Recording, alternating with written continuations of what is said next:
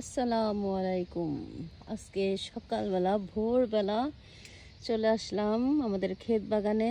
আর সেই দেখি মাশাল্লাহ মাশাল্লাহ আমাদের লাউগুলো বড় হয়ে গেছে। আরেকটা জিনিস, আমাদের এই যে মাথার উপরে একটা বিশাল লাউ হয়ে আছে, আমরা এটা খেয়ালও করি নাই, দেখিও নাই। গতদিন এসে ঘুরে গেছি, বাট এখানে যে একটা লাউ আছে জানিই না। আজকে এসে দেখতেছি এইখানে একটা লাউ।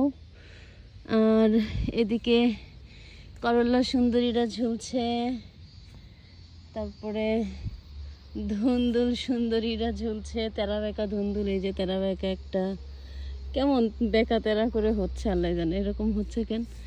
ধুন্দুল নাকি সুন্দর হয়, আমাদের ধুন্দুল হয়ই হচ্ছে সপ্তাহে 2টা একটা, তাও আর তেরা বেঁকা। আর এইদিকে আমরা গাছ লাগাইলাম, ঝিঙা গাছ। ঝিঙা গাছে এখনো কোনো ফুল দেখছি না।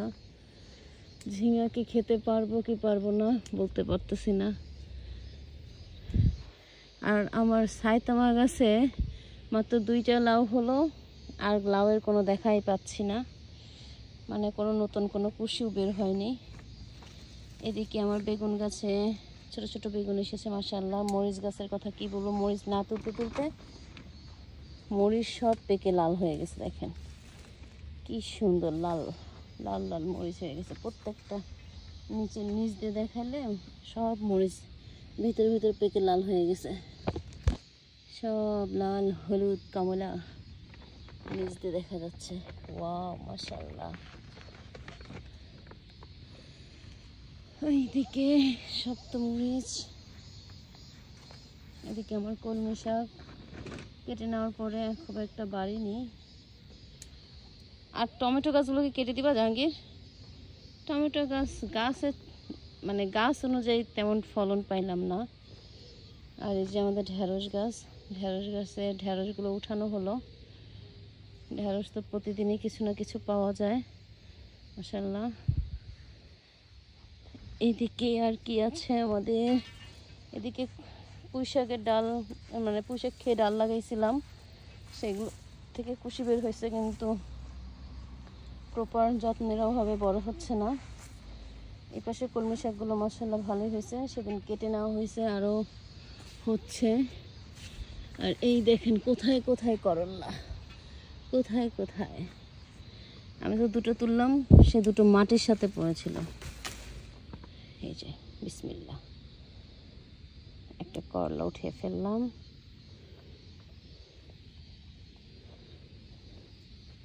এই দেখো একটা কেমন হয়ে আছে করলা, কেমন বাঁকা তারা। এই হলো আজকে আমাদের ক্ষেত বাগানের অবস্থা। আমাদের ওয়াটারমেলন গাছ তো কেটে ফেলা হয়েছে, কারণ 3টে ওয়াটারমেলন দিয়ে সে শহীদ হয়ে গেছে। আর এদিকে দেখেন করলার ডাল যেদিকে যেদিকে গেছে সেখান দিয়ে মাটির উপরে করলা হয়েছে। এই যে একটা, ওই যে একটা, মাটির সাথে করলা মাশাআল্লাহ।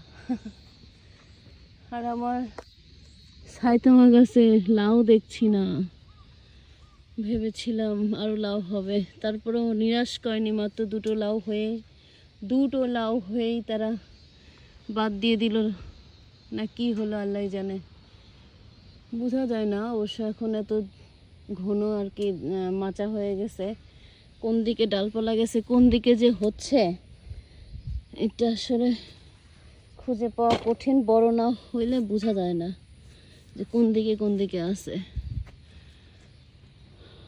ওই দেখো ভিতরে ভিতরে উপরে করলা, এই যে এখানে একটা, এটা ছোট।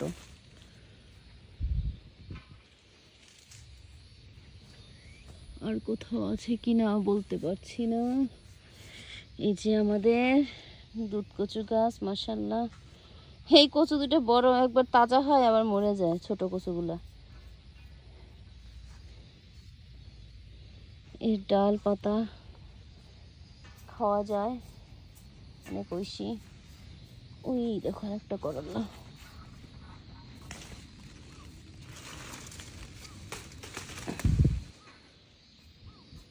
উঠিয়ে ফেললাম। কৃষক সাহেব ও সমট কৃষক, সমট কৃষক খুবই ব্যস্ত। সমট কৃষক অনেক ব্যস্ত, কথা বলতে পারে না। আমি বকর বকর করি প্রতিদিন এসে। আজকে লাউ শাক কেটে নিয়ে যেতে হবে। লাউ ডগা কাটলে আগে স্প্রে করো না, আগে শাকটা কেটে নেই, বুঝলা? এই তো হলো আমাদের বাগানের হালচাল। হ্যাঁ, হ্যাঁ, লাউ শাক কালকে নিয়ে যাই ওরই বাসায়।